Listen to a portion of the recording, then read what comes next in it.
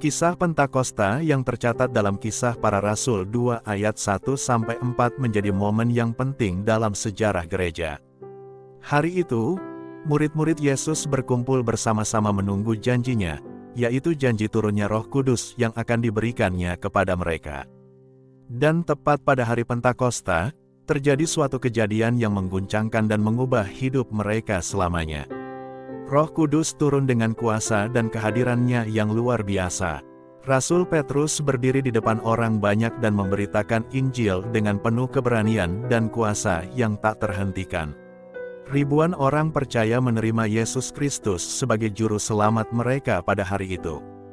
Dan gereja pertama pun lahir dengan kuasa dan pertumbuhan yang pesat. Hari Pentakosta mengingatkan kita tentang pentingnya peran Roh Kudus dalam hidup gereja dan setiap orang percaya.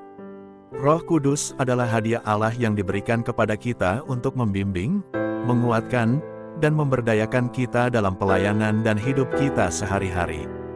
Penting untuk kita memahami beberapa aspek penting dari peringatan Pentakosta ini. 1. Janji Tuhan yang terpenuhi.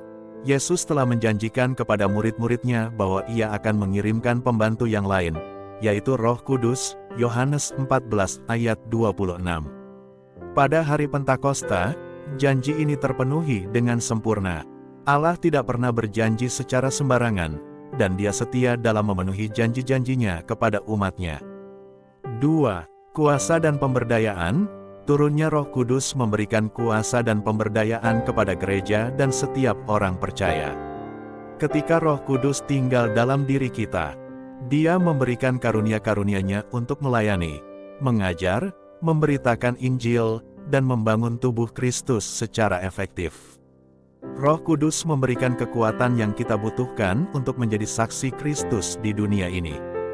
3. Kesatuan dan kekelompokan. Pada hari Pentakosta, orang-orang dari berbagai bangsa dan bahasa berkumpul bersama-sama untuk mendengarkan kabar baik tentang Yesus Kristus. Roh Kudus menyatukan mereka menjadi satu tubuh, melebihi perbedaan budaya, bahasa, dan latar belakang mereka. Pentakosta mengajarkan kita tentang pentingnya kesatuan, persatuan, dan kekelompokan dalam gereja. 4. Pentingnya pelayanan Roh Kudus. Roh Kudus adalah pribadi Allah yang hadir dalam hidup kita untuk membimbing, mengajar, dan mengingatkan kita tentang firman-Nya. Dia juga menolong kita dalam doa, mempersembahkan permohonan kita kepada Allah dengan ucapan yang tidak terucapkan. Pentakosta mengajarkan kita untuk senantiasa membuka diri dan bergantung sepenuhnya kepada Roh Kudus dalam setiap langkah hidup kita. Dalam peringatan Pentakosta, marilah kita merenungkan dan menghargai karya Roh Kudus dalam hidup kita sebagai orang percaya. Marilah kita meminta Roh Kudus untuk terus memimpin, membimbing, dan mengubah hidup kita agar semakin serupa dengan Yesus Kristus.